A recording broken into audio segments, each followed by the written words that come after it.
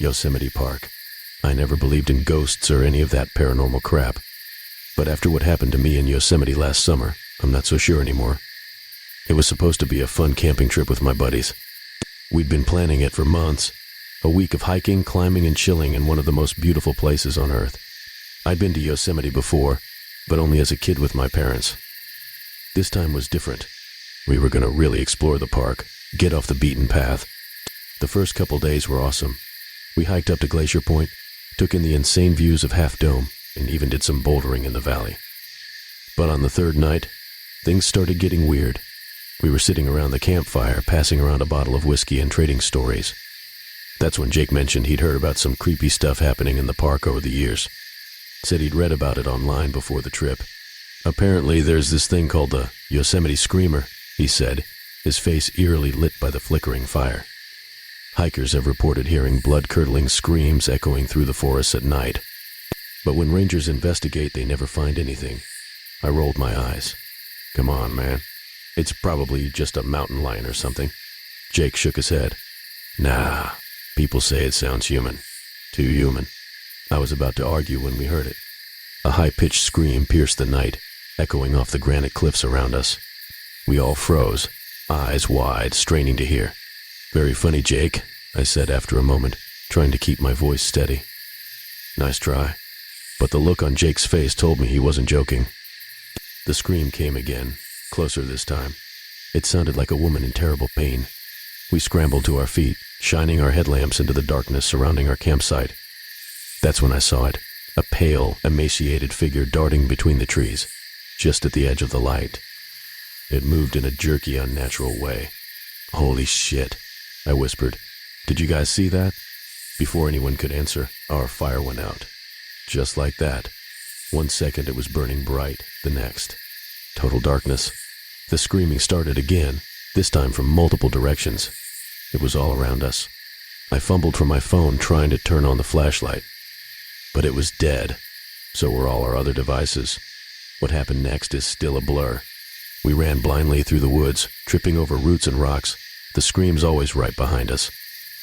I don't know how long we ran or how we found our way back to the car. All I know is we didn't stop driving until we were miles away from Yosemite.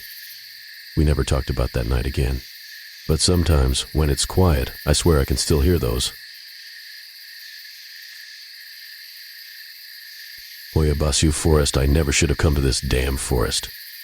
My friend Alex kept going on about how the Hoia Baciu Forest in Romania was this creepy paranormal hotspot, and I thought it'd be a cool adventure. Boy, was I wrong. We arrived just before dusk. The trees looked wrong somehow, all twisted and gnarled, with bare patches where nothing would grow.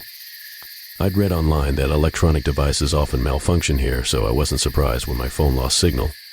Still, it made me uneasy. As we hiked deeper into the woods, the air got thick and heavy. It felt hard to breathe, like something was pressing down on my chest. Alex was rambling about all the weird stuff that supposedly happened here. People disappearing, unexplained lights, ghostly apparitions. I tried to laugh it off, but my laugh sounded hollow in the eerie silence. The sun was setting fast, casting long shadows through the trees. That's when I saw it, a flicker of movement just at the edge of my vision. I spun around, heart pounding, but there was nothing there. Just more twisted trees. Did you see that? I hissed to Alex. He shook his head, looking confused. I tried to shake it off, but I couldn't shake the feeling we were being watched. The hairs on the back of my neck stood up. I remembered reading about how people often feel a sense of being observed in this forest. Great. As darkness fell, things got weirder. We saw strange, shapeless lights drifting between the trees. They moved in ways that seemed intelligent, following us. Alex tried to take a picture, but his camera wouldn't work. Classic Hoia Baciu. Then we heard it, a woman's scream echoing through the forest. It sounded distant, but full of terror. We froze, staring at each other wide-eyed. We should go help, Alex whispered. I shook my head frantically. No way, man. Haven't you seen any horror movies? That's how people die. But Alex was already moving towards the sound. Cursing, I followed him. The screaming got louder, more frantic. It seemed to be coming from everywhere and nowhere at once. Suddenly, the screaming stopped. The silence that followed was deafening, That's when we realized we were completely lost. None of the landmarks looked familiar. It was like the forest itself had shifted around us. Panic started to set in. We tried to retrace our steps, but nothing looked right. The trees seemed to close in, branches reaching out like claws. I swear I saw faces in the bark, watching us with hollow eyes. We stumbled through the darkness for what felt like hours. The strange lights kept appearing, always just out of reach. Sometimes they looked like lanterns, other times like glowing orbs. Once I could have sworn I saw a spectral figure holding one of the lights, but it vanished when I blinked. As exhaustion set in, we decided to make camp and wait for dawn. Big mistake. As soon as we settled down, the whispers started. Quiet at first, then growing louder. Unintelligible words and languages I didn't recognize. They seemed to be coming from inside my own head. I must have dozed off eventually because I jerked awake to Alex shaking me frantically.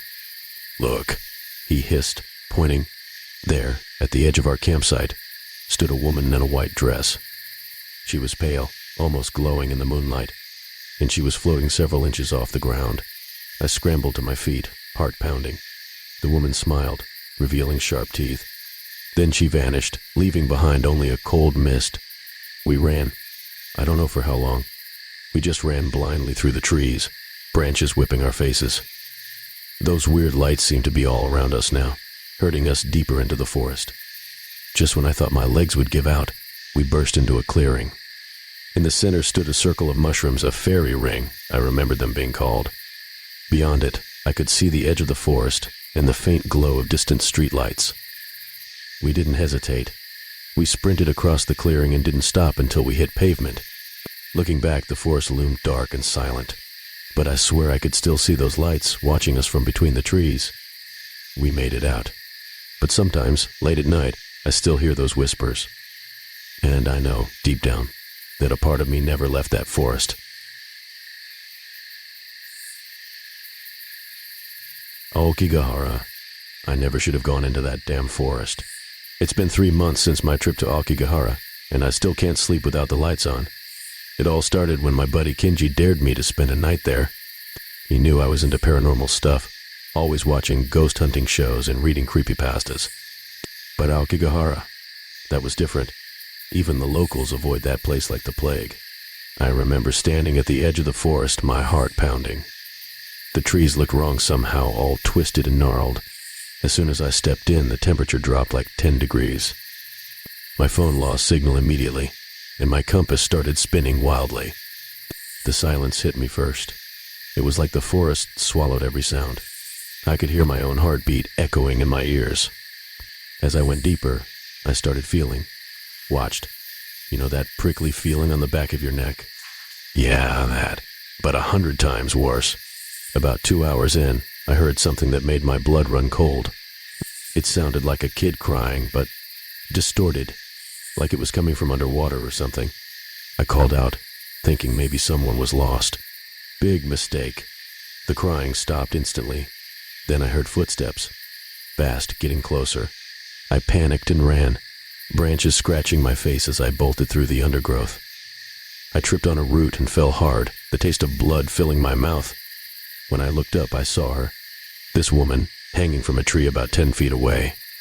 Her skin was gray, her eyes milky white, and she was staring right at me, a grotesque smile stretching her face. Then she started moving, not swinging but crawling down the rope towards me, her head twisted at an impossible angle. I scrambled to my feet and ran blindly, sobbing and screaming. I don't know how long I ran, but I eventually burst out of the tree line, collapsing on the ground. Here's the thing that really messes me up. When I got home and looked in the mirror, I had rope burns around my neck. Rope burns that weren't there before. I still have nightmares about that woman's face. Sometimes, late at night, I swear I can hear that distorted crying coming from just outside my window. And every now and then, when I close my eyes, I see those milky white eyes staring back at me. Don't go to Aokigahara. Some things you can't unsee, and some places don't let you leave, not really. Epping Forest. I can't sleep anymore. Every time I close my eyes, I'm back there in Epping Forest, reliving that night. It's been weeks. but the memories are as fresh as if it happened yesterday. It was supposed to be a quick walk, you know? Clear my head after a rough day at work. I've lived near Epping Forest my whole life. Thought I knew it inside out. God, I was so wrong. The sun was setting as I entered the woods. I remember the way the light filtered through the leaves, casting long shadows that seemed to reach for me. Should have turned back then, but I didn't. Stupid me. As darkness fell, the forest changed.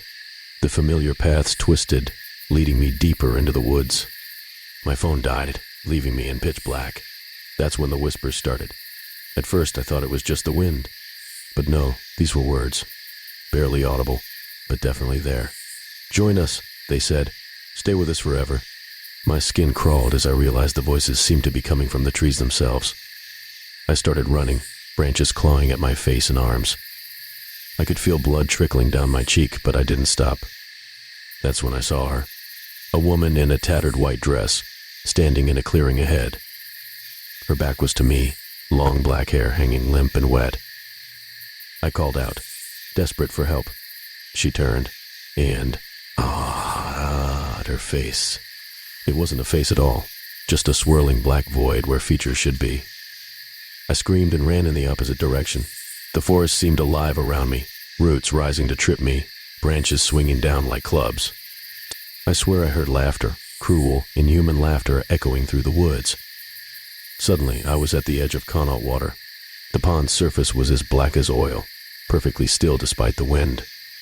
And there, just beneath the surface, I saw faces. Dozens of them, pale and bloated, staring up at me with dead eyes. Children's faces. One of them smiled, revealing rows of needle-sharp teeth. A small white hand broke the surface, reaching for me. I stumbled back, falling onto the muddy bank. That's when I felt it.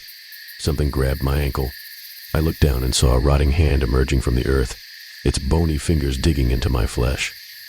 I kicked and screamed, finally breaking free and scrambling away.